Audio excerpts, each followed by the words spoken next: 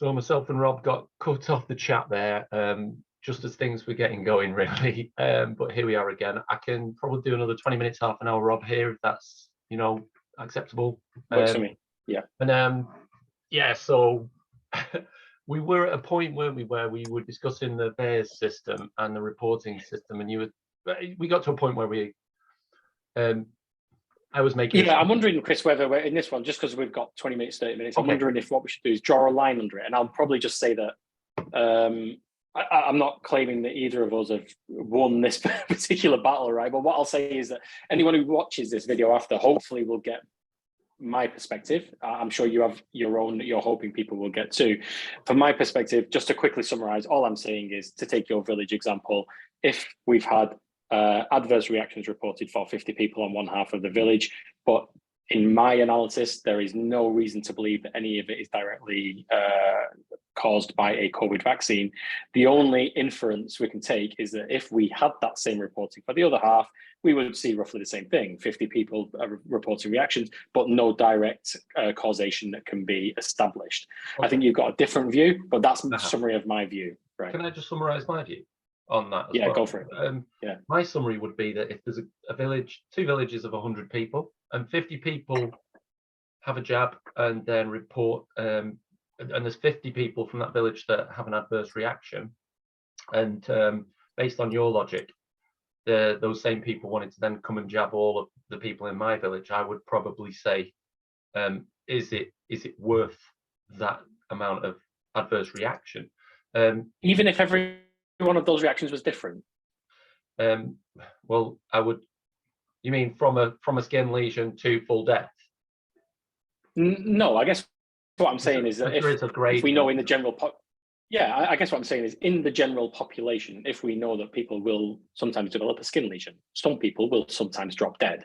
Yeah. But if we can't establish a trend which is different than that we see in the general population, in my mind, there's no reason to suggest that that's a direct result of COVID. So are you saying that even if we can't establish a trend line that looks different than what we see in the general populace, you still don't think it's worth the risk? It would be enough to raise doubts, and it would be enough to raise doubts on especially jabbing a child who is at pretty much zero risk from the actual thing that the jab is supposedly saving them from.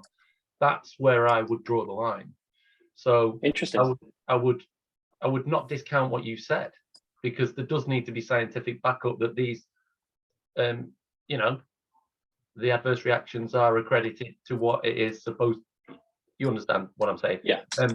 Yeah. But on the other hand, I would be very suspicious as a parent, and just as a person displaying common sense, would I just go and jump into that group of people and take the risk myself for something that is probably not going to cause me any grief whatsoever, or anybody around me any grief whatsoever, and it's going to cost a lot socially, financially, and even divisions like me and you, Rob. This has caused divisions around the world that are not worth. Yeah, I mean, I don't know if we could claim that socially, for sure. I don't know if we can claim that there's a financial impact to taking a vaccine. I don't know if that can be claimed. Well, that's a different conversation. But for me to witness something in one village and then to go and accept that within my own village just coming back to the point you made as well about the correlation between the effects of the jabs and the correlation, causation, etc. You're using the contrasting logic. Your side of the argument, for a better, use the converse logic when assuming people had COVID to begin with. So if they were, so it was assumed that if you had some sort of cold, you quarantined, for example. The contrasting logic was used to assume that people had COVID. I don't think that's true. I think my view on that is I would only assume someone has COVID if they test positive. But again, positive. A lot of the tests were. This is another conversation as well. But I would also argue that a lot of the tests, this is going to sound a bit crazy to you, but a lot of the PCR tests are suggested to have been 95% false positives. Yeah, look, and this is where we can have that conversation around Yeah. accuracy of testing and all of that kind of stuff. But I guess I just want to come back and make sure that I'm, for want of a better expression, holding you accountable for your words here, right? Okay. Because what you said is that the assumption is that everyone's got COVID if you're showing flu symptoms. Well, that's not true, actually, and that is 100% not true as it relates to my view, and I'm fairly sure that it's not true as it relates to the widely held. There's not an assumption that you have COVID if you get a cold. I think explain social distancing. Then it was assumed that you could have a positive, you could be positively sick without displaying any symptoms. That was the purpose for bringing in social distancing, for separating people, for not allowing people to see each other. The conclusion that was made before any testing was that we all had it. And that was the and we can talk about the logic of that as well. We can talk about the logic of that. Is the converse of what you're saying about the adverse reactions for the jabs. And this is where there's a disconnect. If they were to apply both sets of logic consistently, you would probably have less COVID tests and deaths, and then you would have probably more adverse reactions to the jabs. In which case, it would render the jabs less, well, A, more harmful, and B, less necessary. And it would have rendered lockdowns, and it would have probably rendered the actual rollout of the jabs unnecessary if they'd have applied the same logic at the beginning. That's my feelings on it. I think this has been upside down. They assumed so much about COVID. And then we were told to trust the science when it came to the actual jabs. If you trust the science on COVID, the actual science suggests that fewer people had it. Flu disappeared, Rob, and I know there's hundreds of different conversations we could have about that. Flu disappeared. There were lots of there was emergency legislation rolled out that meant that there was only one coroner that had to sign off deaths, and a lot of it was just assumed COVID. There are families that have testimonies saying that their grandparent who had cancer and dementia. Let's just be careful. If I can just, sorry to interrupt, Chris, but if I can just put again just a slight guardrail up, which is let's try and stay away from introducing new information that's unverifiable, right? So if you're going to tell me that the fact is there was one coroner who could have done it, I can't verify that. I can't respond to it. There's nothing I can say. Okay, understood. But there were a lot. I understand. Then you can refute this, but I understand there were lots of people that deaths were accredited with on the death certificate. COVID is listed when it was not proved or tested to be the case. It was just assumed. And that I mean, again, you could argue that, but I've got nothing to say about it because I've got no data point. I've got nothing that I mean, I've literally just got you saying it to me, which is okay. I want to choose my words carefully because I don't want it to descend, right? But it doesn't mean anything to me in the context of the conversation because I can't do anything with the information. If during the course of a back and front we was having, offline, you provided me with a data point which showed this, great, I'm happy to have that discussion. But in real time, I can't do anything with that information. It's neither proven nor disproven. I can just take your word, which is. Would you concede that the tactics for measuring COVID and testing for COVID assumed the worst, whereas the tactics and measurement systems for measuring adverse reactions had holes in it? And for example, no, I won't concede all of that. I will concede some of that for sure. There was a gap between the reporting and the informed consent. In your case, there was a gap. So in that respect, you would have to concede that there were probably people, there was an underreporting on the VAERS system. Yes, I'm listening to your words carefully. Yes, I will concede that. In exactly the words that you've used, I will concede that there is almost certainly a gap which is represented by an underreporting of the VAERS system. Yes, I will concede that. Okay. But I think what you're doing, but to be honest, is you're about to make a leap. I know, yeah. But you still disagree with the fact that those injuries were caused by the jab? Well, no, actually. I'd have no evidence to say that they were caused by the jab. Okay. I don't disagree with you, Chris. I'm not saying it definitely wasn't. What I'm saying is there's no evidence to say that it was. And this is where I think our epistemology is, and maybe this is the pivot that we need to make, right? Is you and I think, we built our belief system based on a fundamentally different set of epistemological foundations. And for me, I build it on the premise that you need to show me something is true before I believe it's true. At least, at minimum, you have to pass the bar of acceptable evidence for me to want to go and investigate that further. But in my mind, you tend to make a leap, and the leap is not justified. So that is, I think, where we differ. Feel free to respond to that. All right. Well, you're saying that I'm taking a leap. Well, look at the whole premise of the pandemic was made upon a guess on the data provided by Ferguson.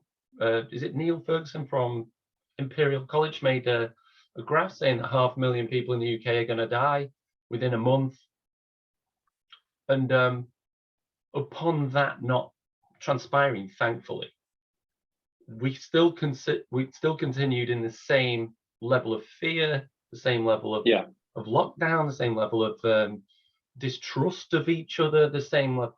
It wasn't ever. It always appeared that it was heading towards this need for a vaccine or a jab to save us, whereas I'd say a lot of people quite quickly saw that this was not going to escalate beyond, and I hate this kind of beyond a sort of standard or a heavy season of flu, which we don't. Yeah, you see, I think where we're headed here, I can see where we're headed, right? So let me preempt it. But you trust the science and all of this, trust the numbers, trust the figures. We didn't do that. We didn't trust the numbers. We used fear, coercion, and tactics of a different nature. And you're arguing for the science, but the science was ignored when it was to get us to the next phase, which is we need a vaccine. And a lot of people I know and converse with, it got to a point where actually we don't think we may need a vaccine. We don't need to put ourselves at such a risk over something that is of such a low importance. And I don't mean to discredit any kind of people who've had hardships or anything like that, but for the vast majority of people, this was just not something that was worth all of the additional. I mean, we're still feeling the impacts of it economically, financially, socially. Lost friendships, relationships have broken down. People have died because of the vaccine that is supposedly necessary. No, you can't claim that. You can't claim that, Chris. You can't. What I'm not going to let you get away with, unfortunately, is making a claim that we haven't established to be true. I can't let you say people have died because of vaccines unless we've established that to be a truth. Because where? If you're coming back to the point again that you've made about people, there's no proof on the VAERS system that the link between people, say, there's no causation established. Yes. So you're willing to concede that no people have died because it's not been absolutely proved. I don't understand this. It's not that it hasn't been proven, Chris. It's not that it hasn't been proven. There is no link been established. It's not even been linked. You can't say that. There is evidence. No, but where? The evidence is the geographical rollout of the jabs, and then spikes in certain adverse reactions. And I'll add something else to it.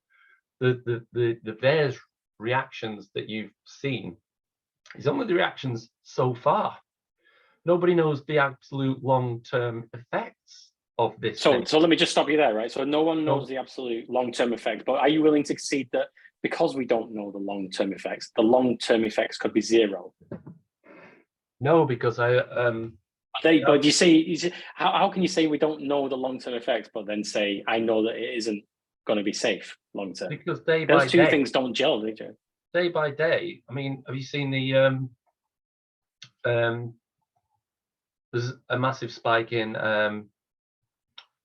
excess deaths across the UK and Ireland at the moment. It's about twice the level as the deaths were during the pandemic.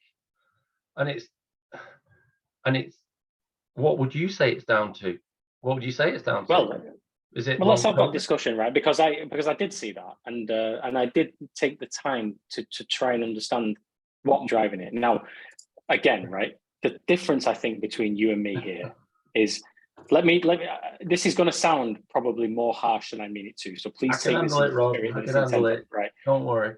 My primary concern as it relates to things of this nature is I want to believe as many true things as possible, and I want to believe as few false things as possible, right? And when I approach any question like this, that is what's on the top of mind. I want to know what's true, right? I don't think you do. That sounds harsh, right? But let me explain to you my thought process here, because I did see this statistic, and it did concern me that we're seeing excess deaths that are bucking the trend right now. Yeah. You, as far as I can tell, are saying there's excess deaths, therefore the vaccine is not safe because it's the only variable. And that is That's just not what I said. That's not what I said. I would say, I know it's not, but I know it's not. To be fair, I would say that it's to be fair, you didn't say that. It's combined, probably, in my mind, from the evidence that I've seen, people that I've listened to, the scientists that I've listened to in interviews, etc. I would say that it's down to a number of factors. One being, what would you say it's down to? One being, I would say that it's definitely down to people accepting different jabs being that have been they've been exposed to. Yeah, the mRNA jabs. I would say that has affected. But why would you say that? But why would you say there's excess deaths and therefore it's? That's one factor. Yeah. I would say that there's figures and data that's come out that's suggesting that actually now the more jabs you've had, the more likely you are to die of any reason, and that your immunity is actually decreased and reduced below the levels that you had prior to having the jab. There are people now that are susceptible to disease and illnesses that they would never have potentially been. So let me just stop you. Can I just add another one? You're making claims, but another reason. No, you can, but I do want to put these guardrails back up, right, around making claims in real time that are unverifiable. Well, because I mean, there's no way for me to respond. Lockdowns prevented people from seeking correct medical attention in a timely way, and now the fallout from that is also contributing towards excess deaths. Yes, yes, I agree with that. However, we have to weigh that off against, this is the part you're not going to agree with, against what would the death toll have been had there not been lockdowns. So you have to look at the net result, right? You have to say there is an element of people who have suffered and probably died earlier than they would have done had we not gone into lockdown. Yes, agreed. Okay. However, what is the net death result of lockdown? Because had we let everyone go and kiss each other in the street, would it have been that you get where I'm going, right? There has to be a net result. You can't look at one side, you have to look at both. But let me just answer, since we're throwing some of this stuff out, right? Because I did look at this excess death bit, Chris, I did. Okay. And let me tell you what, I won't say that I've got an answer, but let me tell you something interesting that I found, right? And point you toward this. And I know I'm breaking the rule around bringing stuff up in real time, but you've done it a billion times. I'm going to do it once. Okay, right? It's fine. Right. Yeah. Now, towards the end of last year, so it's pretty recent, right? There was data which was produced from an organization called LCP Analytics. I don't know if you've ever heard of this organization. They're a UK-based consultancy firm, right? LCP Health Analytics. Yeah, it's a consultancy firm. Okay. As you'd imagine, it's based around giving guidance around all things health related. Okay. So one piece of work that they seem to have been doing is integrating healthcare demand patterns over time. And they suggest that the data points to some of this is attributable to a fundamental problem in the healthcare system, specifically in A&E departments, right? So let me go through this a little bit because the devil's sort of in the detail. So over the last few months of 2022, up to 415 people per week have been dying, this is the estimate, who would have otherwise survived if they'd have received prompt medical care. So that's the estimate that's been derived. 15 people per Over week. what period? Over what period? Sorry. So they've said the last few months of 2022. Oh, so right, let's say October, Well, November, December. I think it came out in December. So let's say September, October, November. So 415 people have died unnecessarily because they couldn't access the relevant healthcare quickly enough. Correct. Okay. That's the estimate. I want to caveat it's an estimate, right? And this consultancy firm has made that estimate, and they've derived that by taking NHS published data on wait times, and they've used the ratios, which they are okay. I want to be careful with my wording. They're using ratios which were detailed in what they say is a peer-reviewed study from the Emergency Medicine Journal, right? Okay. Which outlines additional harm done by long wait times. Right. So let's break this down. So this peer-reviewed paper, which was detailed in that specific journal, has drawn a ratio between wait times and deaths, excess deaths, right? Okay. So essentially what they've determined is that for every 82 people who are waiting an average of between 6 to 8 hours, there would be one additional death. That's the ratio. Okay. Right. For those waiting 12 hours or more, it's a bit more. It's like 1 in 72. These are imperfect calculations, but it's likely to be conservative because what they're claiming is that the study in question doesn't assess people who've waited longer than 12 hours. 12 hours was kind of the max. And we know that people in the UK do wait longer than that in NHS hospitals. I'm sure you even know some people who've waited longer than that. So what it indicates is there's an exponential increase in deaths associated with longer wait times in hospital. Now, I'm not saying that's the reason why we're getting so many more excess deaths. What I'm saying to you is that it's a proper study that's been done, which points in the direction that we're getting a lot more of this because the NHS is on its knees and it's getting worse and probably will get more worse, right? Because wait times are getting longer. And there was one particular fact that I read, which almost made me fall off my chair here, right? Which was that over October and November of 2022, there were 600,000 people each month whose total attendance in A&E exceeded 4 hours. 600,000 people per month. That's more than 1% of the entire population of the UK, right? Now this is the kicker. In 2012, it was 1/10 of that number. It was less than 60,000 people each month. I understand the stats are saying that it's more difficult to access. It's not just more difficult; it's exponentially more difficult, right? To access speedy healthcare, and therefore the excess deaths will naturally spike at this point in time because the curve is steep, right? The steeper the curve gets. Understood. So, yeah. Understood. Obviously, I said earlier in the conversation there are different factors, but I don't think we can discount the fact that there is a rise in people experiencing blood clots and heart problems, and I know, but there's variables, right? So let's say there's 100 variables. It feels to me like what you're doing is claiming one, or a small handful at best. Is saying there's vaccines, there's lockdowns, there's this. All the things that ratify my worldview, they're what causing excess death. Where there might be 100 variables, one of which I've just told you, right? Which is that there's long waits. And I feel like you're sort of cherry picking which ones you want to attribute towards excess deaths, which is not sound logic. There's a cake and it's split into sections. I understand that, but there's a huge section of that possibly, probably, potentially is attributable to the rollout of these jabs. And as we've conceded, possibly, but unproven, we've all already ascertained that there's a bit of a hole in the reporting system. So some of those people who I am taking a leap, I admit that, but I'm glad you're willing to say that, Chris. Actually, I'm glad you're willing to say that. It's common sense to be wary of something that's rolled out. It has very little long-term or short-term data about it. The safety data about it had to be demanded through a court.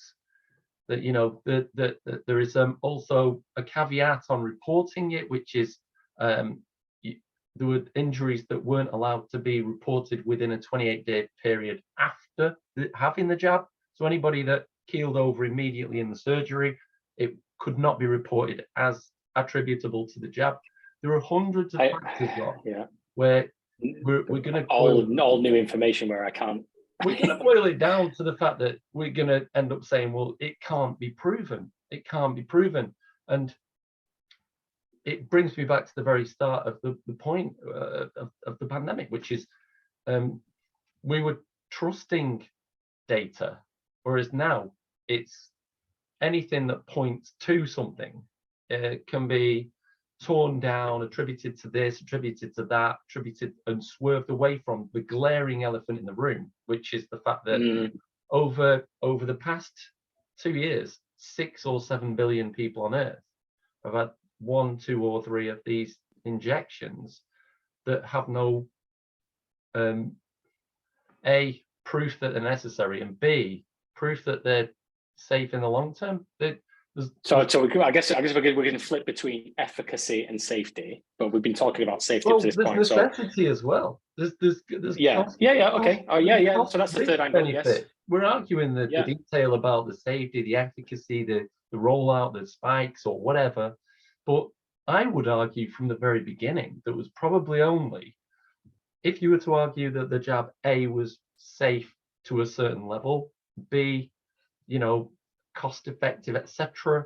I would say that it was only probably from the data I've seen that people who are vulnerable or maybe in later life would benefit from having it. Anyone aged 40 or 50 would be having these jabs and be prone to more potential adverse reaction than it would be. No, you can't. I feel like I'm nodding along to what you're saying until you make a statement, which is the leap that you've acknowledged that you make, right? And you are making it, Chris, again and again and again, which is you'll say that I've seen certain evidence, seen certain evidence that points to the fact that I know, but the leap is where you say below the age of 40, are not going to have any adverse reactions to getting COVID, and B, they're more susceptible to certain dangers in a cost risk analysis than it would be to actually benefit them to have the jab. Yeah, so I've got a statistic in my mind that I'm not going to use because I want to follow my own rule and say I'm not going to throw you a data point that you can't verify. But broadly speaking, I get your point, which is that if you're young, below 40 years old, your chances of dying of COVID, if you're relatively healthy, are slim. Yes, I completely agree. But then you make this leap, which you keep doing again and again, which is if I roll the dice and get a jab, I'm likely to experience an adverse. That has not been established. And it's not proven. Forget the word proven. There's no link established. And so far, anything that you've shown me, including Veers, anything else, does not point towards a link. There's no trend that points you in the direction that, wait a minute, this looks very suspicious, that all these people are suffering this particular reaction after they get a jab. There's no link. There's nothing outside of what you see in the general plus in terms of a trend. Why would you say there's not been any research dedicated towards finding out whether or not there is a link between people getting, myocarditis, blood clots, etc.? Why would you say there's no? Is it possibly because that's not how science works? Because what you don't do is say, I'm going to assume that there may be a link between blood clots and vaccinations. Therefore, I'm going to hone a piece of research on that. That's not how it works. First of all, you have to establish, is there any reason to think that might be a link? Then you research. Well, I think that's how science works. This is where we disagree on a big degree. No, but I don't understand how we can, because why wouldn't you say, why has there been no research on the idea that there's a link between a vaccine and getting a rotten tooth? Because there's no reason to believe that vaccines give you rotten teeth. That's why. Now, at the moment, we see a strange trend in people who get a vaccine and then get a rotten tooth. Yes, we'll do a piece of research, but that's how it works, right? I don't understand how we can deviate on that. So, Rob, across the globe at the moment, there's a massive drop in fertility. There are young people having heart issues, especially young males. You can't say these. You can't give facts without. You can't tell me a piece of information I can't verify or not verify. Because you present that as true. What do I say? What do I say? Yeah, it's true. Well, the evidence that I've seen, I can't. You're gonna have to trust. But you have to show it to me. You have to show it to me. No, I can't trust you. You have to show it to me offline. You've not seen that there's a spike in infertility. You've not seen that No. there's a spike in young male heart problems. You've not seen there's a spike in people literally suffering from AIDS. You've not seen this. Sorry, are we saying that AIDS is attributable to the vaccine? Is it? People are now suffering from autoimmune problems, which then allow the door open to things like accelerated cancers and things like this. There is only one thing on Earth that has been global, and it's happened, and it's happening geographically at the rate of the rollout, where there's lots of things happening all at once, and you're saying that we've got no reason to look at that scientifically. No. Okay. So there's a number of huge glaring problems in your logic here, Chris. Right? I mean, let me just point to the very last one, right? Which is that there is only one thing that's happened globally that could explain all this. Just think about the words that you're using, right? There's only one thing that we can say that can explain all of this. COVID. Is that how logic works? I mean, why couldn't I say the temperature has been proved to be right? Nobody's looking. No, but Chris, they're looking the other way. But Chris, listen. No, but Chris, let me give you your logic. Let me play your logic back to you, right? Over the last 5 years, the average temperature on Earth has risen by 0.2 of a degree. Is nobody looking at the fact that this raising temperature is contributing towards people getting myocarditis? Is no one looking at this piece of data? Of course not, because there's no established link between the increased temperature on Earth and myocarditis. The moment we can establish a link, yes, we'll research it. But equally, no one can establish a link between getting a jab and getting myocarditis. It's the same logic. It's no different. And there's probably a billion different variables that I could give you. Well, where you could use the same thing. Is nobody researching this? Well, maybe, Rob, this is where we drastically differ. I would say that the medical establishments are ring-fenced and possibly have scientists that are going to produce data that's favorable rather than data that's going to go against the most profitable product in medical history. I was hoping we'd get to this. So that's where my logic takes me, Rob. Once you see that, I was hoping we'd get to that. Yeah. So why were you hoping we'd get to that? Because I think anyway, we're less than 10 minutes now as well. Yeah. No. I think the summary of why I was hoping we would get to this, because I think this boils down to some of I think we're boiling the argument down, and I think where you've acknowledged in the past that you're at, and I did disagree with, is you have a fundamental problem with trust in organizations, right? Totally. My 6-year-old's looking at me right now. Here he is. Hello. You want to say hello? Hello. Let me just quickly finish. I'll just quickly finish this thought, right? Which is Don't worry, my view. It's all good. Go on. Yeah. My view is that we need to have a certain degree of faith in institutions, and the institutions that I think we should have faith in are the ones that are on a trajectory of taking us in the direction of advancement, right? That's sort of my summary statement. Now, I know what you're going to say, and I'm going to agree with you. You won't believe, right? Which is that institutions screw up and fuck up all the time, right? And they make mistakes. And when they make mistakes, we should be holding them accountable. And the rational way to understand that is not through paranoia and saying, let's just tear up the establishment. It's holding them account to the mistakes that they're making, punishing the people who made the mistakes. The medical establishment are indemnified, aren't they? So where's the accountability? That's hold on a minute. Hold on a minute, because I'm talking about trusting establishments generally. You've already told me you don't trust the CDC, you don't trust all kinds of plethora of data that I've tried to reference in it, right? We're not just talking about pharma here, right? You're talking about the establishment, generally speaking. Okay, yeah. Now, my view is that the failure of institutions to perform the role that we place trust in them to perform need not necessarily lead to the total breakdown in trust in institutions, generally speaking, right? I guess what I'm trying to say is that if we have faith in NASA around their theories on the heliocentricity of the solar system, let's say they fuck that up, right? That doesn't mean that what we do is we switch to the astrologers' view of the world. We hold them accountable, right? And we continue to refine the view of the world. The solution for bad science isn't no science, it's better science. right? That's my point. And I think your view is let's just tear the establishment up. And I think that is the road to getting to non-truth. Well, Let me say that's kind of my thought. Well, I think our trust in lots of the establishments over the last 20, 30, 40 years has been really abused. And I think we're at a point where now it's difficult for somebody like me to trust something that's going in my child's arm when I know that the actual company producing it are indemnified from being accountable to it.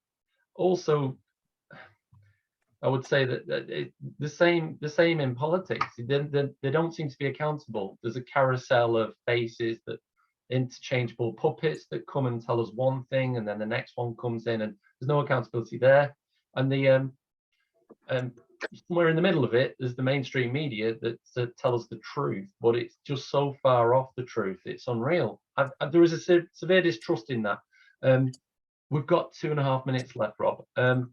Yeah, I'd like to say that I don't think you can claim an authority on truth, though. That's what I will say. I don't say the mainstream media telling us. Yeah. I don't. Yeah. I think my trust in those establishments have been eroded the more I've found out about them. The more I look into them, the more I delve, the more I'm presented with the idea that is the truth.